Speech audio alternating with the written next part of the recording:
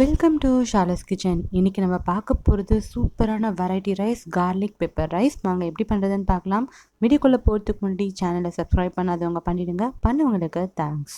First garlic pepper rice பண்ணுறதுக்கு ஒரு கடாயில் 3 டேபிள் ஸ்பூன் அளவுக்கு நல்லெண்ணெய் சேர்த்துக்கலாம்.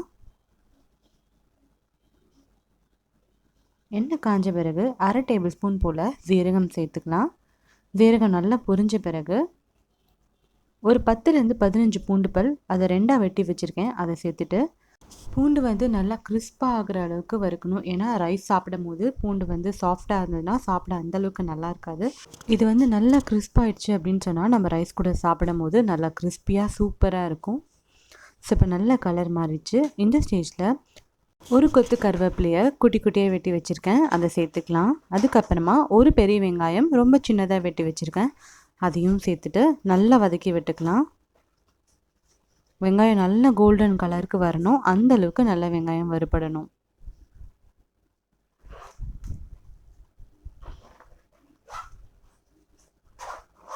அதுக்கப்புறமா 1/2 டேபிள் ஸ்பூன் போல் இஞ்சி பூண்டு பேஸ்ட் போட்டுட்டு அதையும் நல்லா சேர்த்து வதக்கி விட்டுக்கலாம்.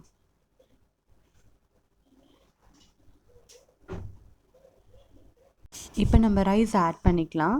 நான் 2 கப்பு அரிசி, நார்மலாக சாப்பாடு அரிசி வடித்து ஆற வச்சு எடுத்து வச்சுருக்கேன், அதை சேர்த்துக்கலாம். சேர்த்துட்டு 2 டேபிள் ஸ்பூன் அளவுக்கு பெப்பர் ஆட் பண்ணிக்கலாம். அதுக்கப்புறமா தேவையான அளவுக்கு உப்பு சேர்த்துட்டு நல்லா கலந்து விட்டுக்கலாம்.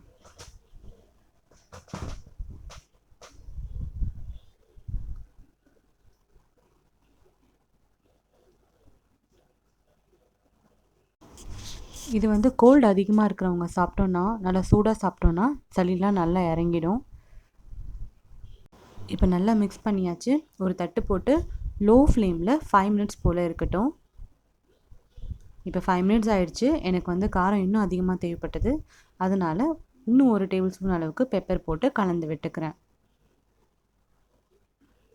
இதுக்கப்புறம் அடுப்பில் ரொம்ப நேரம் இருக்கணுன்ட்டு இல்லை, ஒரு தடவை மிக்ஸ் பண்ணிவிட்டு இறக்கிட்டாலே போதும்.